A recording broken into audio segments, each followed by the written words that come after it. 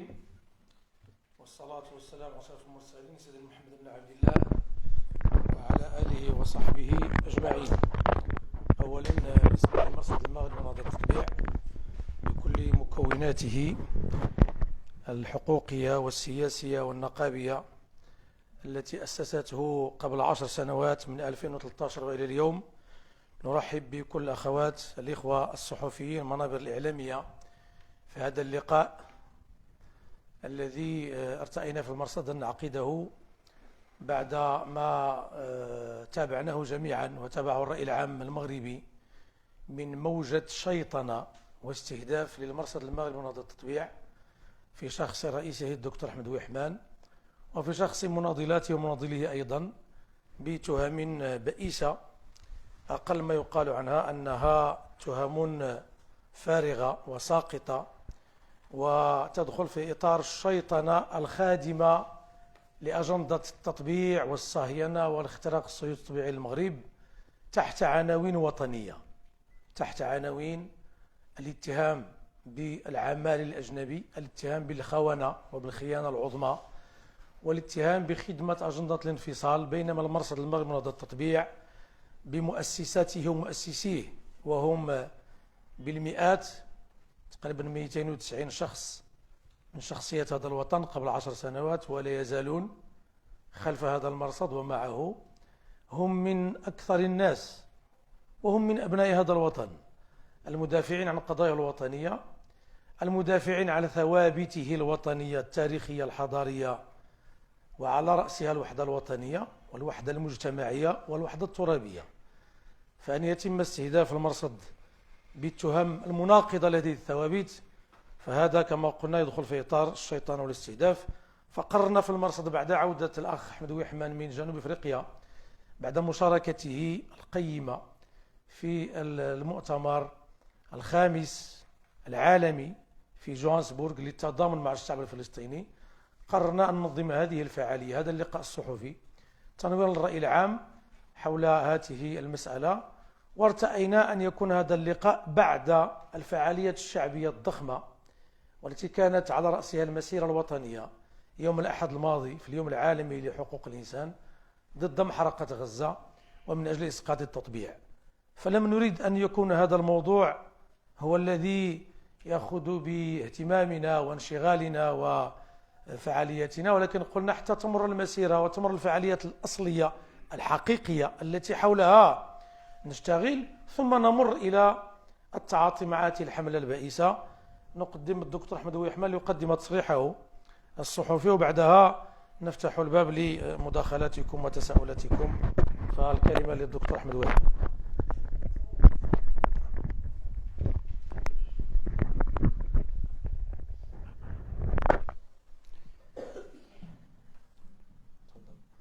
شكرا جزيلا الأخ عزيز. بسم الله الرحمن الرحيم، وبه نستعين. الذين قال لهم الناس إن الناس قد جمعوا لكم فاخشوهم فزادهم إيمانا وقالوا حسبنا الله ونعم الوكيل. صدق الله العظيم. تحياتنا لنساء ورجال الإعلام، شكرا على تلبية الدعوة. نعقد لقاءنا الإعلامي يومه 14 دجنبر 2023 في سياق وأجواء جد دقيقة في تاريخ الوطن والأمة، مع مجريات الحرب الهمجية الصهيو أمريكية الغربية على أهلنا في غزة الصمود وفي كل فلسطين، وارتقاء الآلاف من الشهداء الأطفال والنساء والأهالي في فلسطين بعد ملحمة 7 أكتوبر المجيدة التي سطرتها المقاومة الفلسطينية الباسلة بما كسر أسطورة ما يسمى الجيش الإسرائيلي الذي لا يقهر. فكل التحيات والإكبار لشعبنا الفلسطيني ولكل فصائل المقاومة. كما نعقد لقاءنا اليوم في سياق حراك شعبي مغربي كبير ومتواصل منذ 7 من أكتوبر، كذلك تفاعلا وتضامنا وانخراطا في معركة مواجهة المشروع الصهيوني الإرهابي العنصري الدموي ضد محرقة هولوكوست غزة، وضد التطبيع والاختراق الصهيوني للمغرب، من أجل إسقاط كل زفة التطبيع وملاحقها ومخرجاتها، وعلى رأسها طرد مكتب الاتصال الصهيوني من الرباط، وإلغاء كل اتفاقيات الشؤم التطبيعية التركيعية للمغرب، وسحب ما يسمى مكتب الاتصال المغربي في تل أبيب. ونعقد لقاءنا اليوم، وهذا موضوع دعوتنا لكم أخواتي الإعلاميات والإعلاميين المحترمين، وعبركم كل الرأي العام الوطني، من أجل توضيح جملة من الأمور والأحداث طالها التشويه والتزوير وطمس أو قلب لحقائقها، في سياق حملة مسعورة على المرصد المغربي لمناهضة التطبيع ومسؤوليه. هذه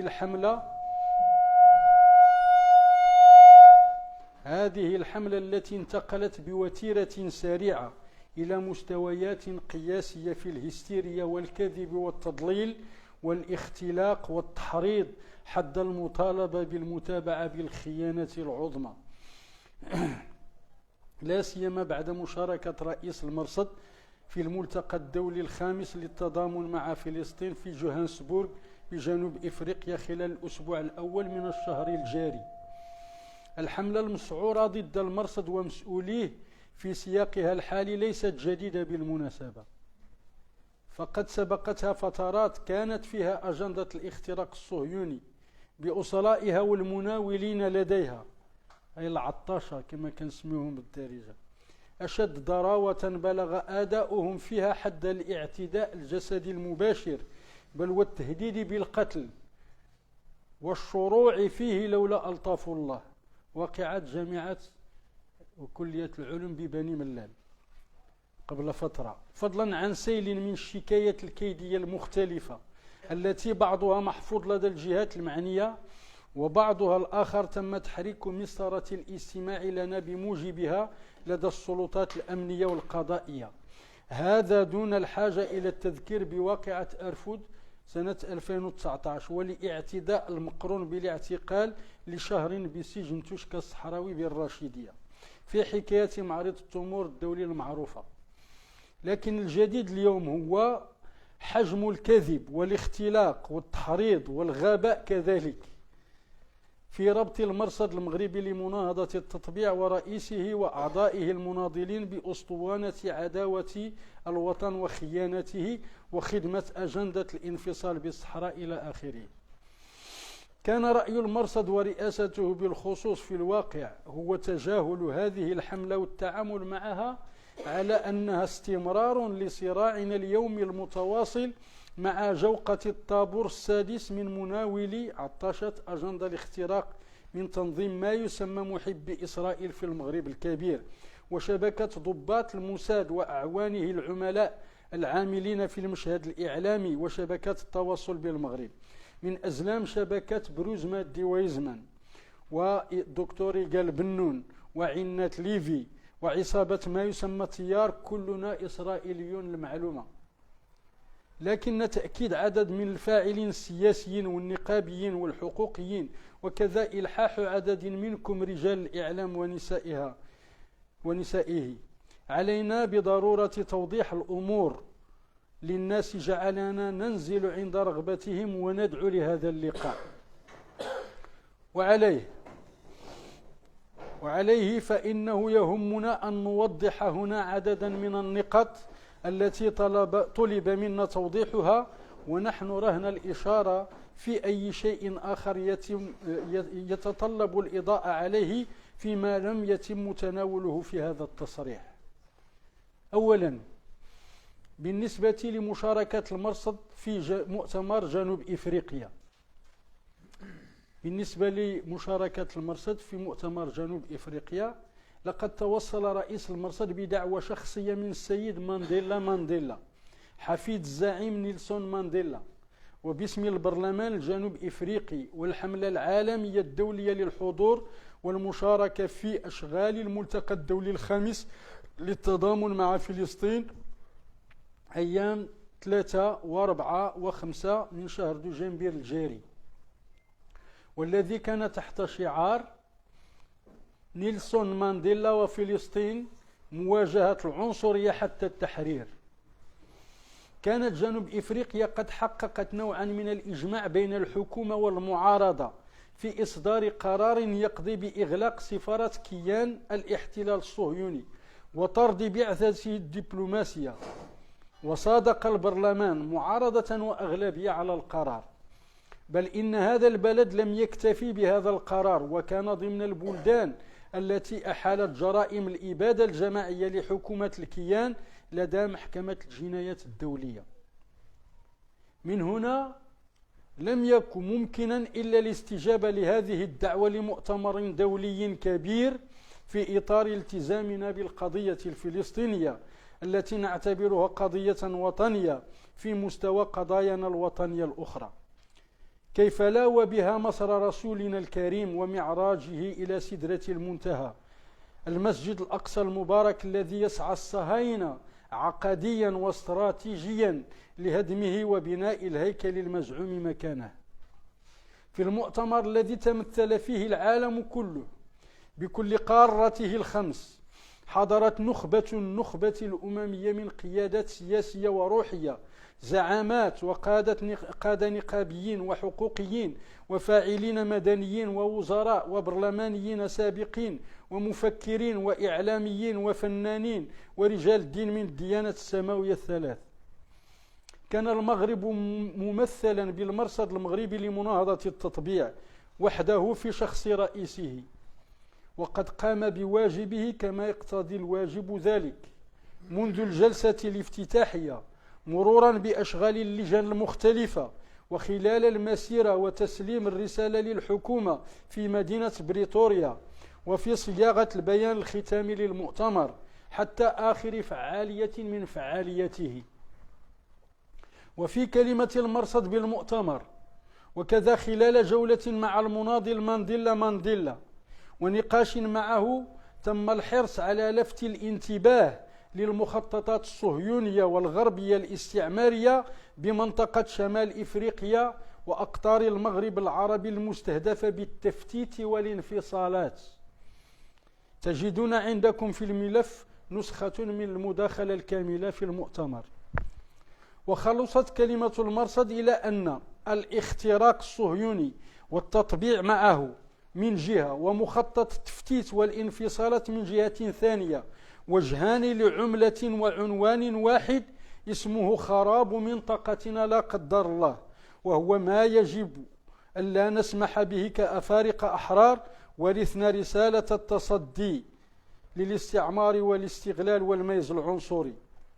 هذا مجمل ما يمكن قوله بالنسبة لمساهمة المرصد المغربي لمناهضة التطبيع من خلال رئيسه في مؤتمر جنوب إفريقيا، وهي في تقديرنا مساهمة موفقة جدا باعتبار مداخلة ممثل المرصد بالمناقشات في اللجان ومخرجاتها ومضامن البيان الختامي للمؤتمر، فضلا عن اللقاءات الموازية للمؤتمر والتي كانت فيها للمرصد صولات في تقديم الرؤية الشعبية المغربية القائمة على رفض التقسيم والانفصال في إفريقيا شمالا وجنوبا، باعتبار التقسيم والانفصال من أهم خناجر السرطان الصهيوني الاستعماري الذي ينخر أكثر من رقعة بالقارة بما فيها المنطقة المغاربية.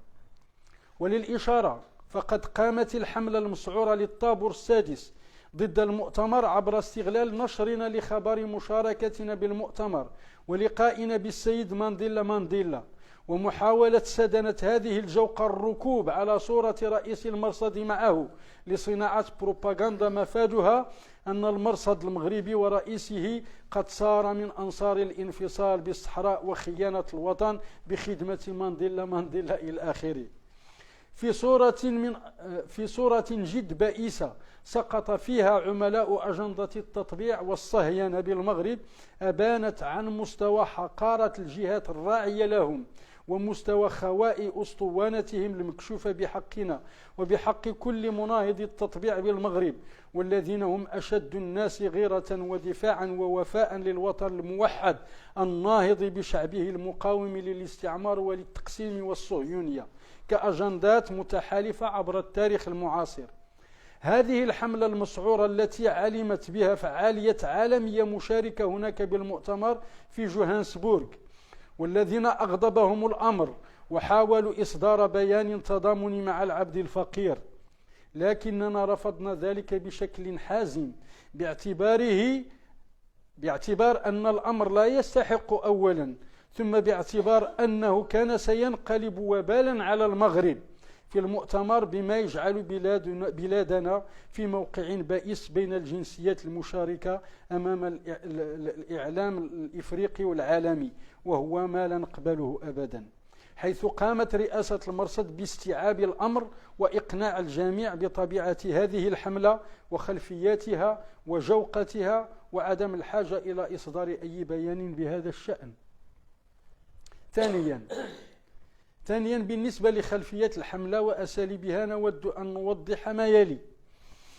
إن الحملة ضد مناهض التطبيع لم تتوقف يوما من قبل أجندة الاختراق، وقد تصاعدت في الفترة الأخيرة أمام أزمة مشروع التطبيع مع صعود اليمين الصهيوني التلمودي ومخرجات حرب غزة وتداعياتها، فضلا عن أزمة كبسولة التطبيع باسم الصحراء التي سقطت على أكثر من صعيد، خاصة مع مسلسل الابتزاز الصهيوني الأمريكي للمغرب وحالة البؤس الدبلوماسي لتيار البوريطية الذاهب إلى أقصى الحدود مع إسرائيل بين مزاوجتين إسرائيل، ولو على حساب طهرانية ونبل قضية الوحدة الترابية التي لا تقبل جمعها مع الصهيونة والتطبيع في وجدان الشعب المغربي الرافض والمناهض لكل ما هو صهيوني.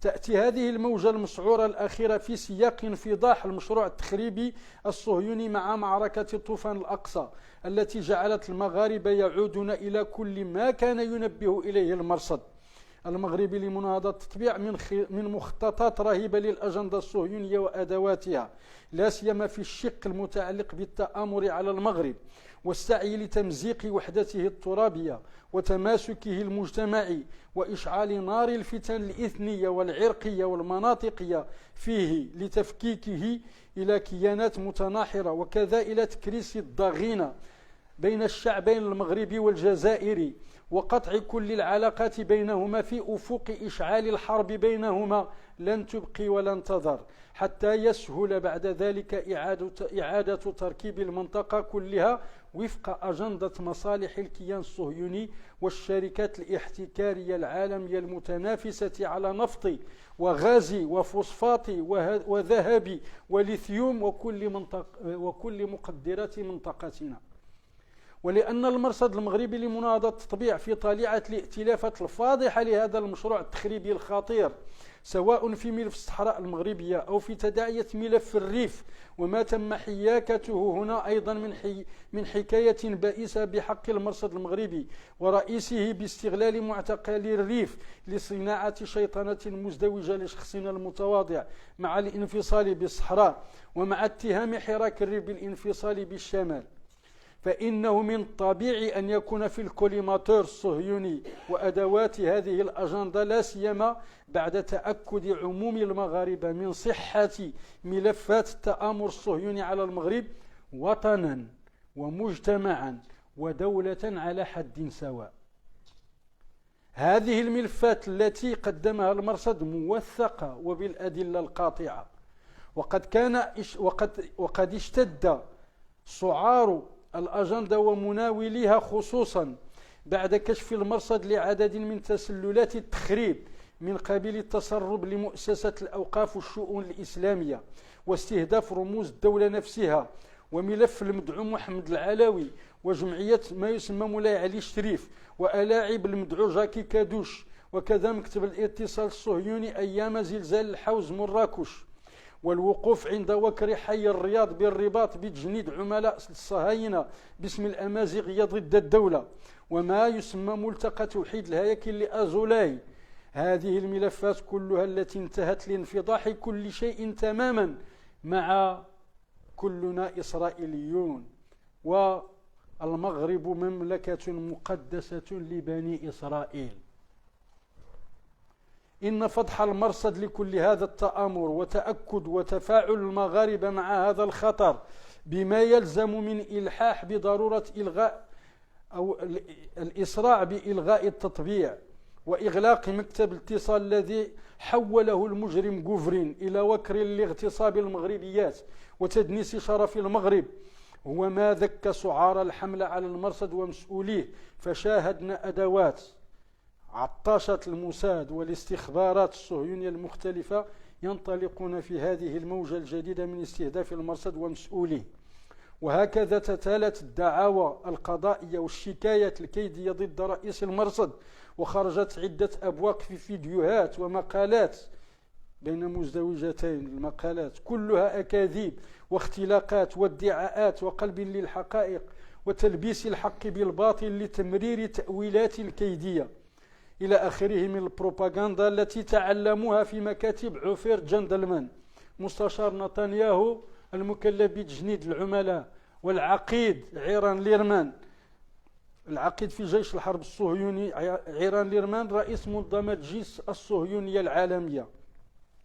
وإذا كانت كل الشكايات الكيدية والأكاذيب والتضليل في المقالات المدبجة مفهومة باعتبار طبيعة محركيها، فإن العجب كل العجب وفي أن يصلوا إلى إقناع معتقلي الريف الذين من فككنا نتضامن معهم ونطالب بإطلاق سراحهم بمقاضاتنا لما فشلت كل محاولاتهم بالأدوات المفضوحة من النشطاء الحقوقيين بين مزدوجتين والإعلاميين بين مزدوجتين الذين أثبتنا أنهم لا نشطاء ولا حقوقيين ولا إعلاميين ولا هم يحزنون، وإنما هم جماعة من أصحاب السوابق من مغتصبي أطفال ونصابين وباغيات استقطبتهم المخابرات الصهيونية وتشتغل بهم وبهن وبسوابقهم وسوابقهن وابتزازهم وابتزازهن لتشغيلهم وتشغيلهن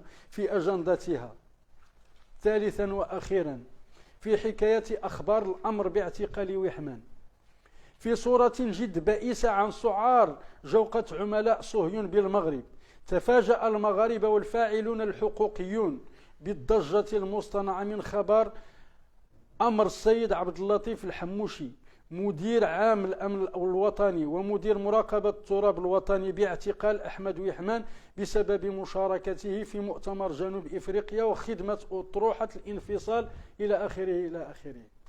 وهي الكبسولة التي ضجت بها مواقع وصفحات وحسابات اليوتيوب من جوقة صهاينة المغرب في صمت غير مبرر ولا مفهوم ولا مؤسسات من قبل الجهات الرسمية المعنية بالأمن والقضاء، وهو ما يجعلنا إذا كنا لا نعير اهتماما لجوقة بؤساء خدمة مكتب الاتصال الصهيوني من منابر العمالة، فإننا نطرح السؤال وننتظر الجواب المؤسسات المسؤول حول السلطات الأمنية والقضائية التي ظلت صامتة عن كل هذه الجوقة التي انتحلت صفتها وراحت تروج لأخبار زائفة باسم الدولة ومؤسساتها دون أدنى موقف أو توضيح، بل اتخاذ موقف قانوني لمتابعة هذه المنابر والأشخاص التي جعلت من الأمن الوطني كأنه صار في خدمتها وخدمة تيار كلنا إسرائيليون لمواجهة هيئة المرصد المغربي لمناهضة التطبيع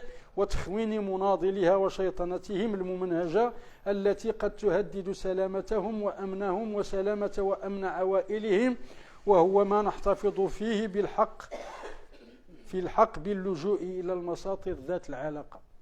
هذه عناوين عن مساهمة المرصد المغربي لمناهضة التطبيع في المؤتمر الدولي الخامس للتضامن مع فلسطين في جنوب إفريقيا، وعن الحملة المسعورة للطابور السادس في أجندة الاختراق الصهيوني وخلفياتها. شكرا على حسن استماعكم ورهن إشاراتكم في توضيح ما من شأنه أن يبقى ما يزال يكتنفه غموض ما لديكم، والسلام عليكم ورحمة الله. وعليكم السلام ورحمة الله وبركاته. شكرا جزيلا للدكتور أحمد وحبان على هذا التصريح، والكلمة للقاعة الإخوة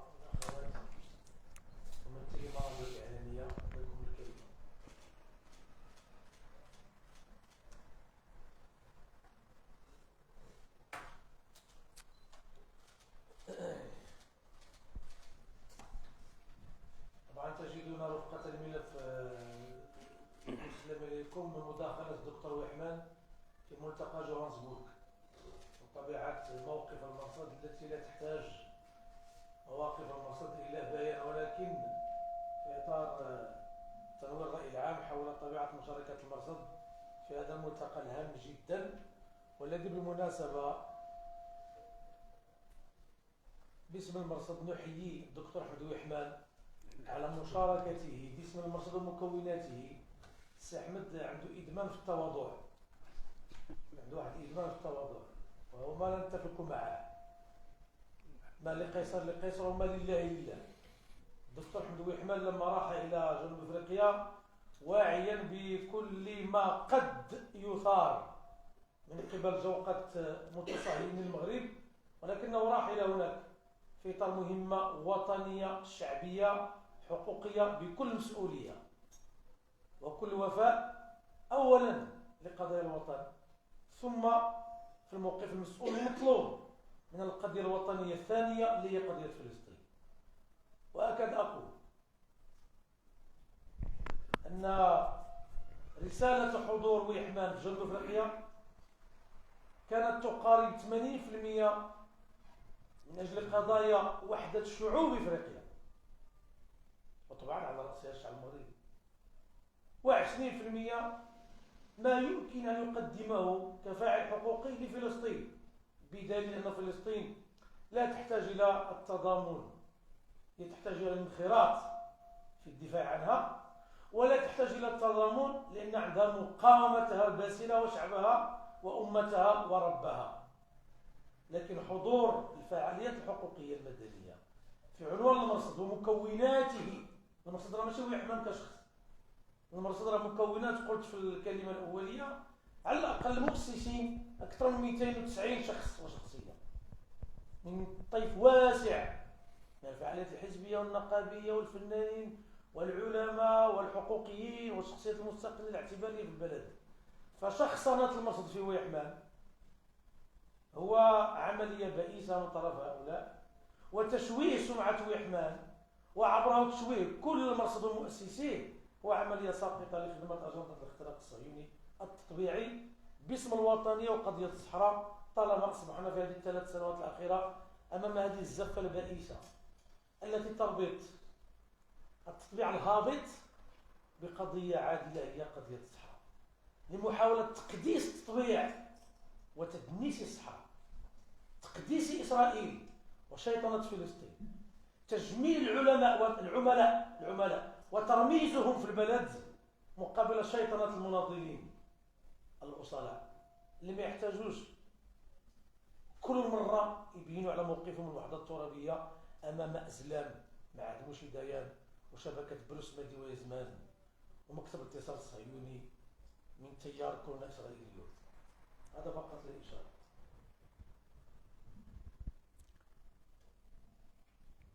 تفضل.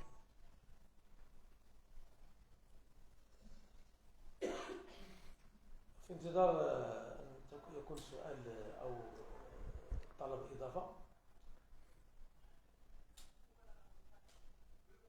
التناقض الذي سقط فيه هؤلاء أصحاب الجوقة إياها هو تناقض جوهري ومركزي، ليس مع المرصد ووحمان. ومن هو المرصد ووحمان بالنهاية؟ فعالية حقوقية متواضعة من أبناء هذا الشعب، لكن تناقض حتى مع موقع وموقف الدولة. جنوب أفريقيا عندها سفارة في الرباط، وهناك السفير جنوب أفريقي في الرباط. فإذا كان أصحاب هذه الجوقة يعيبون على المرصد أن يشارك في فعالية تضامن مع الشعب الفلسطيني في جنوب أفريقيا، فليعيبوا على الدولة أن عندها سفارة جنوب أفريقيا هنا في الرباط، وعندنا سفير مغربي في جوهانسبورغ أو بريتوريا. وثانيا ولما هازلي صدف هذه الجوقة هو أنه في اللحظة اللي كان السي وحمان في جنوب أفريقيا في المؤتمر كان السفير الجنوب أفريقي في بركان، جنوب أفريقيا السفير في بركان يزور المكان اللي كان فيه نيلسون مانديلا، يلقى الرعاية والدعم من طرف الحركة الوطنية المغربية والمغرب في دعم النضال ديال الشعب الجنوب أفريقي، بل هو نضال حتى الشعب الجزائري ضد الاستعمار. كان السفير الجنوب أفريقي في بركان اللحظة اللي كان وحمان في جنوب أفريقيا. ثانيا من بين الملاحظات اللي ممكن تكون وخصها تكون هو أنه لما المغرب لما رجع للاتحاد الإفريقي هذه تناقضات سجلناها خلال هذه الجوقة عبر سلسلة بلاغات مقتضبة وتغريدات مقتضبة دون الانخراط في التفاعل مع هذه الجوقة البائسة. المغرب لما رجع للاتحاد الإفريقي وكان الملك مشى لأديس أبابا باش يحضر المؤتمر الأول 2017 لعودة المغرب للاتحاد الإفريقي. كان ممثل جمهورية ما يسمى البوليزاريو موجود في المؤتمر على بعد بضعة أمتار من ملك البلاد هنا في عودة المغرب للاتحاد الإفريقي. فهل يمكن أن نتبع هذه الجوقة البائسة ونقول أن المغرب الدولة تعترف بالبوليزاريو بحضور الملك على بعد بضعة أمتار من إبراهيم غالي؟ حتى نتهم يحمل المرصد بأنه بحضور مؤتمر من أجل فلسطين في جنوب أفريقيا أنه مع البوليزاريو إلى آخره وأن الحموشي أمر باعتقاله. وهذا الرسالة اللي في التصريح اللي استعمد أنه كتبقى السؤال على الأجهزة والمؤسسات هي الرسمية النيابة العامة والأمن الوطني في توضيح الموقف الآن 10 أيام من الحملة وأنه يحمل معتقل. هذا دون أن نذكر أو أن طبعا كإنسان عنده أسرة اعتقال ويحمل يعني بغض النظر عن الحق في كشخص أنه عنده حق في اللجوء إلى المصادر القضائية. السؤال على المؤسسات الأمنية والنيابة العامة أنها ستأخذ على اعتبار هذا الأمر. من التناقضات التي وردت أيضا في التصريح الدعوة القضائية التي قام بها الإخوة فرج الله عن كربتهم الآن قبل الغد الإخوة المعتقلين تم استخدامهم إعلاميا لشيطنة المرصد، ولكن بهذا الاستخدام الإعلامي لشيطنة المرصد وقعوا في تناقض. فهو شو يحمل مع انفصال الصحراء وضد انفصال الريف. دابا الفوق وحداوي والتحت انفصالي. الفوق يتهم ويحمل بأنه كيتهم حراك الريف بالانفصال، وفي الصحراء يتهم ويحمل بأنه كيدعم البوليزاريو. الديب حلال الديب حرام، الديب حلال الديب حرام. فإذا هي شيطنة قاسمها المشترك حب إسرائيل. حب إسرائيل بمحاولة تسفيه دور المرصد في التحذير من التسلل الصهيوني إلى صناعة الانقسام ماشي فقط في الريف، في كل ربع المملكة عبر الدخول إلى محور أو مكون أو ملف أو هوية الأمازيغية الصهيونية تسلل. وطيف كبير ورصيد كبير من الرصد، ونحيل لكم إلى كتاب الدكتور رحمن بيبي والخرب على الباب راه موجود في المقر. ثانيا محاولة تبرئة إسرائيل من علاقتها بالبوليزاريو عبر القفز على الصورة بين إبراهيم غالي رئيس مجلس جمهورية البوليزاريو ووزير حكومة نتنياهو. لم يتحدث عنها أحد من جوقات متصهيني الزمان في المغرب، لكن يقفزون على صورة حمدوي حمال مع مانديلا للقول بأن الدكتور ويحمل مع الانفصال. بينما الذي يمكن أو يفترض أن يغضب ويخاف من لقاء ويحمل مع مانديلا من داعم الانفصال وأجندة الانفصال وداعم البوليزاريو، هما اللي خصهم يتقلقوا من اللقاء دويحمان مع مانديلا ويتقلقوا من الدعوة مانديلا لويحمان، فإذا به تطلق الجوقة من أرض المغرب. ويفترض حتى من الجهات الرسمية في البلد وهذا الواجب، لكن أمام موجة البوريطية كل شيء يمر عبر تل أبيب، وأي شيء يمر عبر الصحراء الوحدة الوطنية بمعانقة فلسطين ورفض التطبيع فهو مرفوض وهو خائن. كان يفترض من الخارجية أو من الجهات الشبه رسمية أنها أولا تتابع شنو دار ويحمان تما، وهذا واجبها وخصها تكون دارته. ثم لما لا تتصل بالدكتور ويحمان تقول له شنو كان ممكن يكون تما قبل وبعد، وهو الأمر الذي كان إيجابيا جدا لا على مستوى العلاقة مع الوفود الأجنبية من جنسيات العالم، والتي كنا مع السي أحمد نتابع هذا الأمر دقيقة بدقيقة في المكتب ديال المرصد، ولا حتى في التواصل مع المعني بالأمر صاحب الدعوة. وهذا هو المطلوب، هو الدبلوماسية الشعبية ماذا؟ الهجومية، وليس البوريطية التي لا ترى شيئا في المغرب إلا عبر تل أبيب في الثلاث سنوات الأخيرة.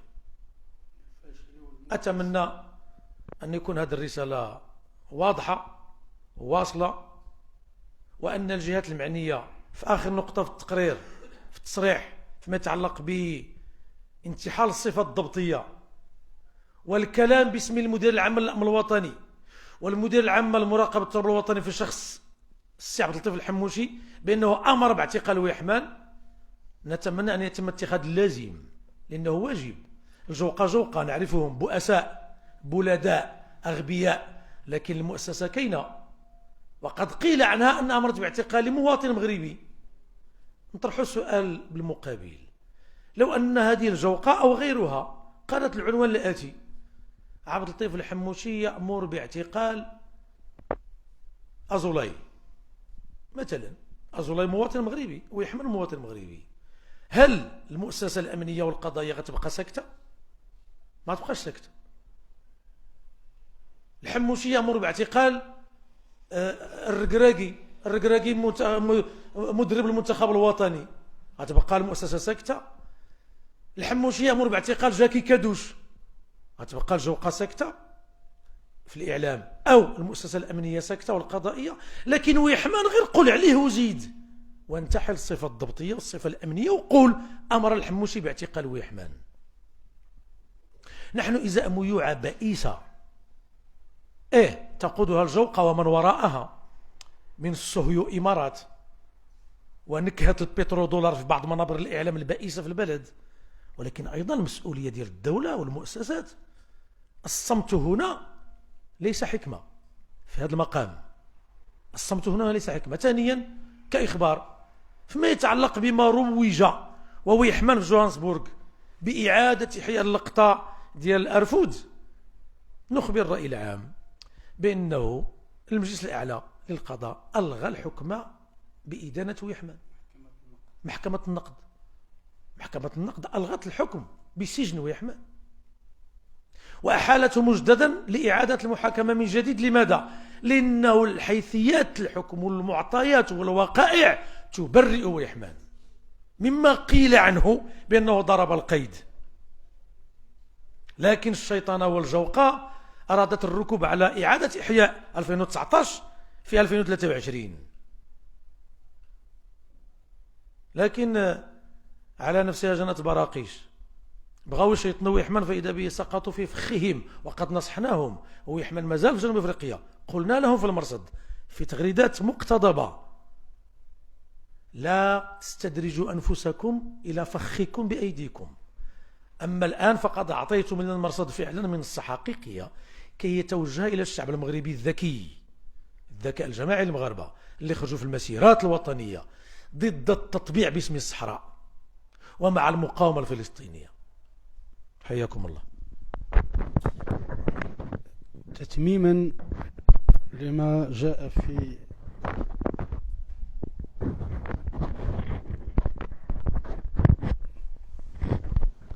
في مرافعة الأخ عزيز،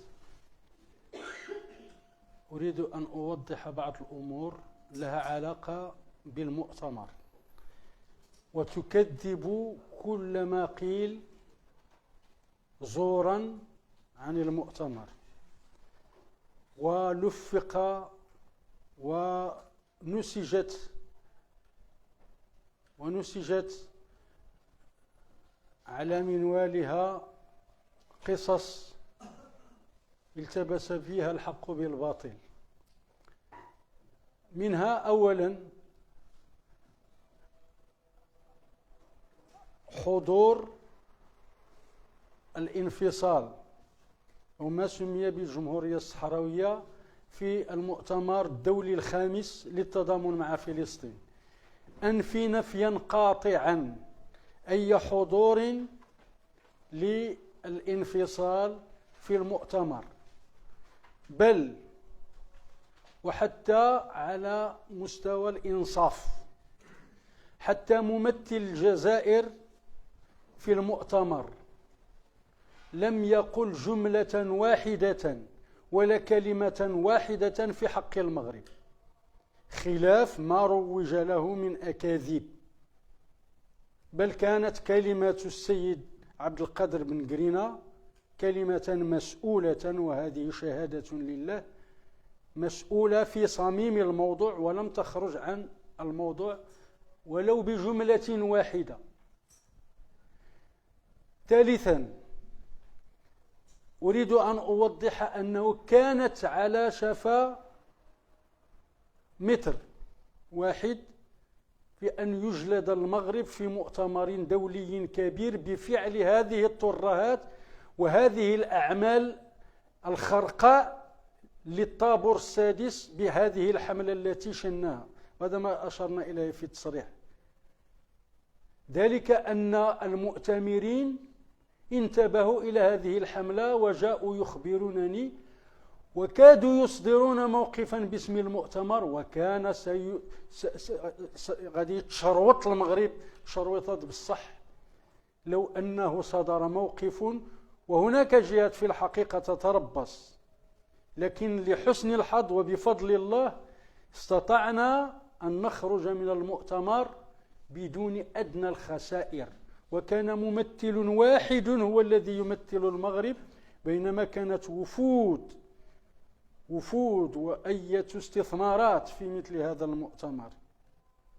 رابعا، بخصوص مانديلا أفتح القوس لأقول بأن هذا مناضل مثقف متواضع وبسيط وذو رمزية كبيرة ومؤثر ووريث كاريزما جده. ونعتبر أن الخطأ الذي أخطأه في ملفنا الوطني ما كان ليخطئه وهو بهذه الثقافة وبهذه الخلفية لولا فشل وإفلاس دبلوماسيتنا. والنقاش معه مع أنه أولي بدأ يثمر في تصحيح المواقف بعد اطلاعه على المشاريع الصهيونية والاستعمارية لمنطقتنا، والتي يحضر فيها لتفتيتها ليس في المغرب وحسب وإنما في الجزائر كذلك. وبالتالي فإن من شأن أي عمل دبلوماسي جاد أن يؤتي أكله، لكن مصيبتنا في أن هؤلاء كل ما يعرفونه في الدبلوماسية وفي العلاقات العامة هو السباب الخاوي الذي يجر علينا المصائب تلو المصائب. توضيح آخر بشأن نقطة أشار إليها الأخ عزيز حتى لا نطيل، وعلاقة ببعض الأسئلة التي طرحت قبل أن نبدأ رسميا في ندوتنا هذه بشأن الدعوة القضائية لمعتقل حراك الريف ضد المرصد في شخص رئيسه.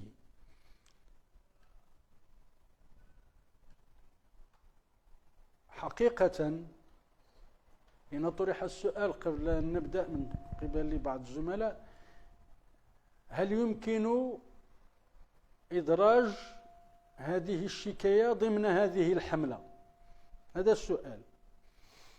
والحقيقة أن هذه الحملة انطلقت من قبل الموساد ومن قبل أعوان الموساد والمشتغلين المجندين المعروفين اللي مجندين برقم، منذ قالت إحدى أدوات الموساد الشهيرة التي لها صور ونشرها المرصد مع مدير الموساد شخصيا بأن هذه مفاتيح زنزانتك وبالاسم وكذا، وأخذت يعني تساهم في تمييع المؤسسات وتجرأت ووصلت للدولة ورئاسة الدولة والمدعوة استرداهم. ثم جاءت عصابات كلنا إسرائيليون مرتبطين بعفير بعيران ليرمان كولونيل في الجيش الحرب الصهيوني وبعفير جندلمان مستشار نتنياهو المكلف بتجنيد العملاء، والتي تلقى هؤلاء تداريبهم، ونشرنا في المرصد صورا لهم وهم يتلقون التداريب في مكتب نتنياهو تحت إشراف عفير جندلمان.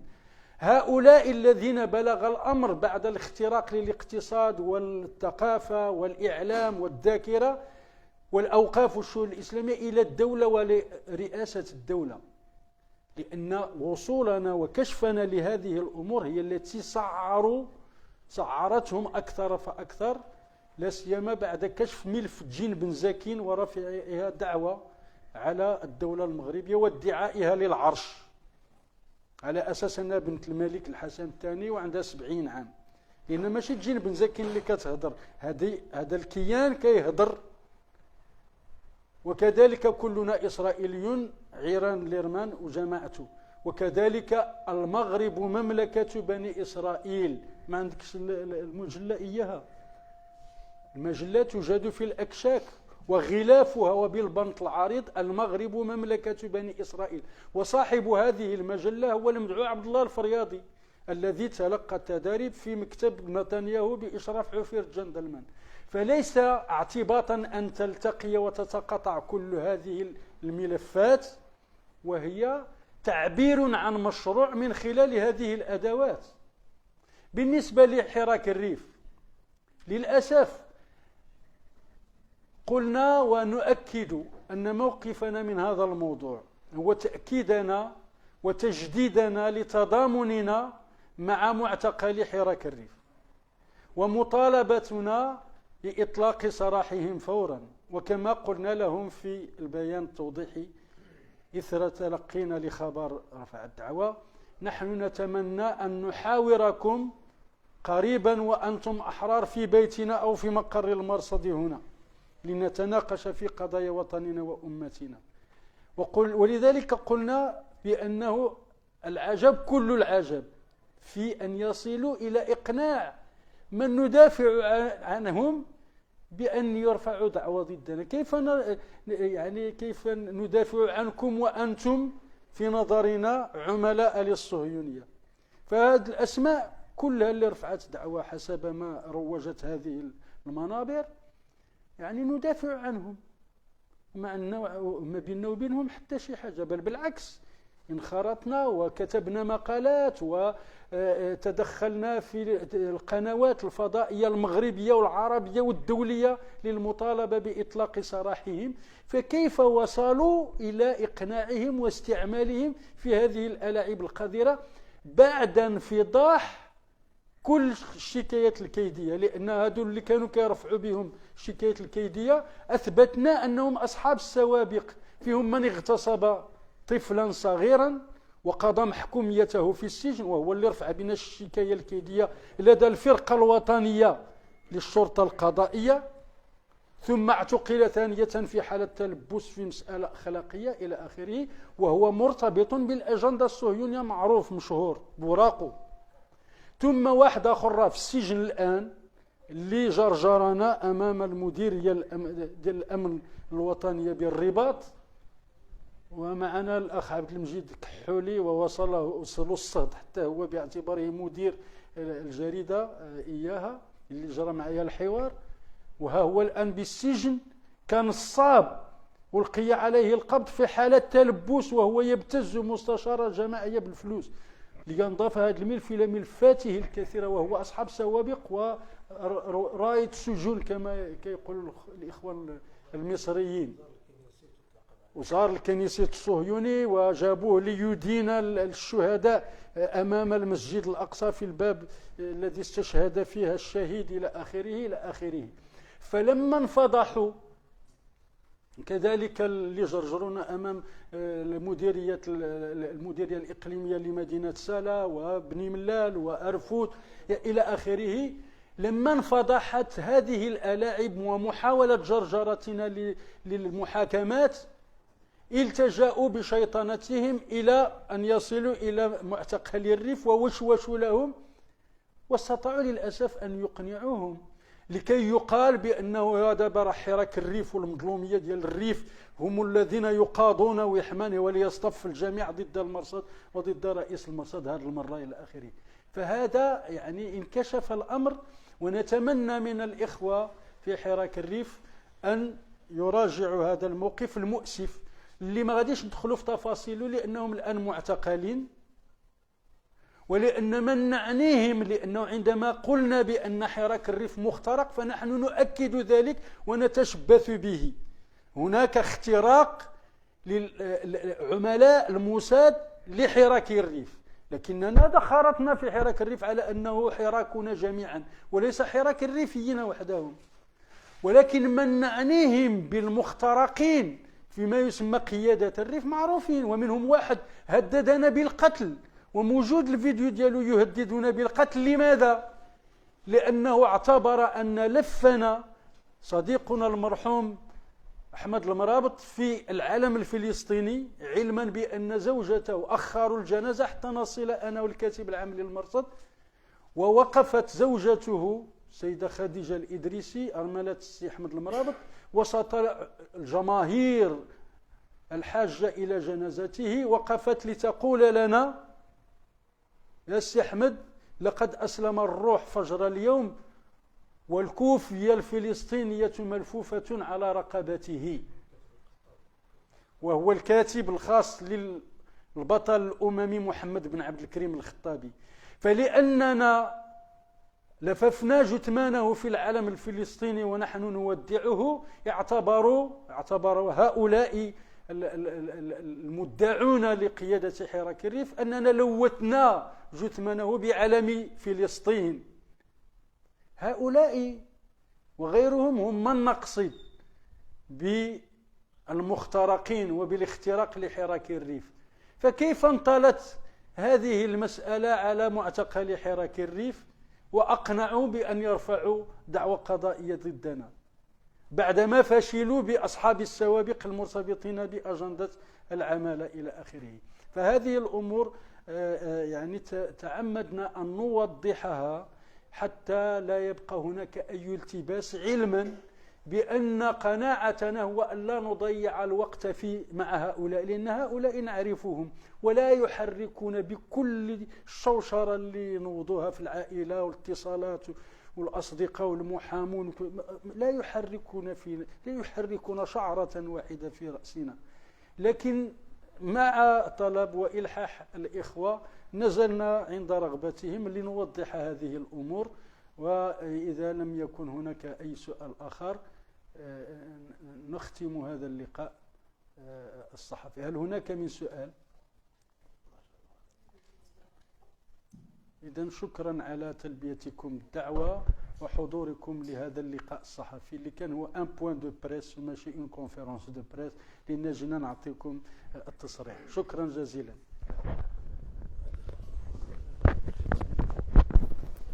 شكرا جزيلا دكتور أحمد. تحية لكل المنابر الإعلامية الحاضرة وعبركم إلى كل الشعب المغربي. ونذكر وقد يعني استنفذنا هذا الموضوع، نذكر كل المواطنات والمواطنين إلى أن هناك عريضة شعبية وضعناها في مجموعة العمل بالتنسيق مع عدد من الفعاليات الحقوقية والأساتذة القانونيين للمطالبة بطرد مكتب هذه معركتنا، طرد مكتب الاتصال الصهيوني وإلغاء الاتفاقية التطبيعية وسحب مكتب ما يسمى الاتصال المغربي في تل أبيب والقطع مع هذا المنهج التطبيعي البائس الذي أدخل بلادنا في هذه المزرعة. هذه معركتنا، ولهذا العارضة موجودة في مقر المرصد والمجموعة، موجودة في عدد من مقرات الأحزاب والتنظيمات الحقوقية والنقابية في المغرب، وسنصدر في المرصد والمجموعة العمل لائحة وقائمة بالمقرات اللي ممكن المغاربة يمشيوا ويشاركوا في توقيع هذه العارضة اللي هي في إطار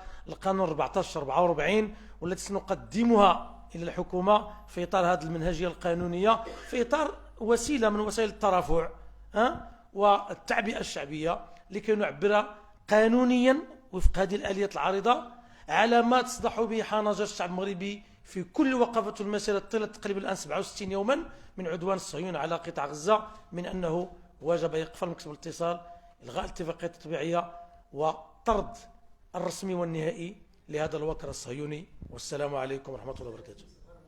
نعم. هاك الميكروفون أستاذ مصطفى، أجي تفضل.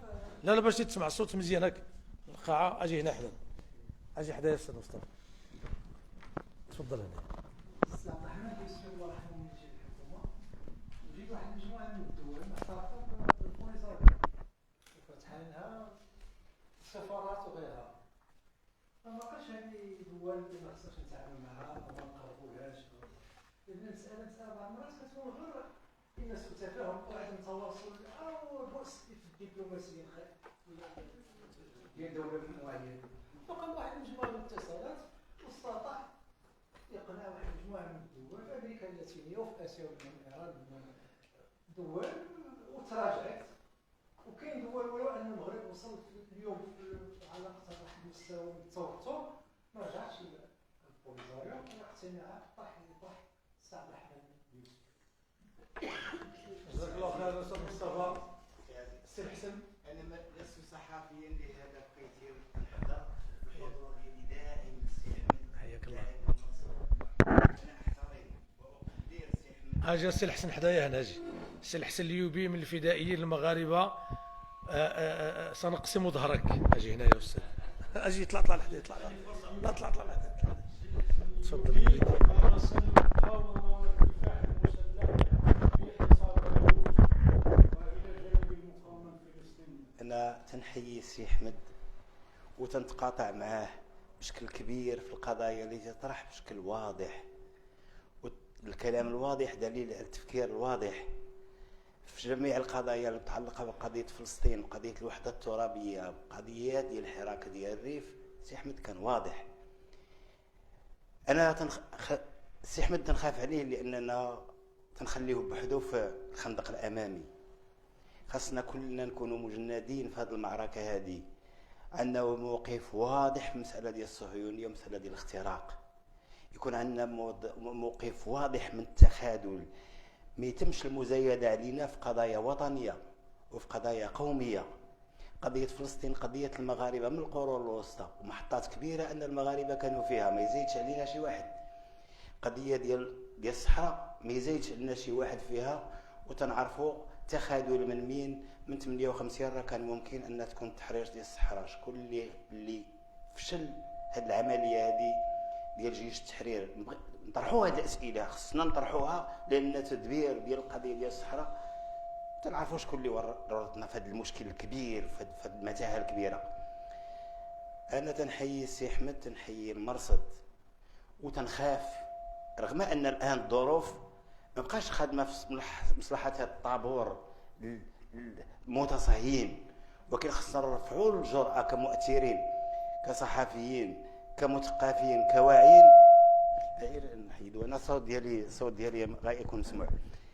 أن هذه القضايا خصنا نناقشوها بشكل جريء، ما نخليوش واحد الكمشة ديال الناس أنهم في الواجهة من الشمايت يتعرضوا للتكرفيس. أنا تنخاف واحد المرحلة اللي كنا ممكن تنخاف نوصلوا ليها، أن تستعمل الصهيونية، لأن كنا تنحاربوا الصهيونية في الحدود ديال الأردن شوية لبنان إلى غير ذلك.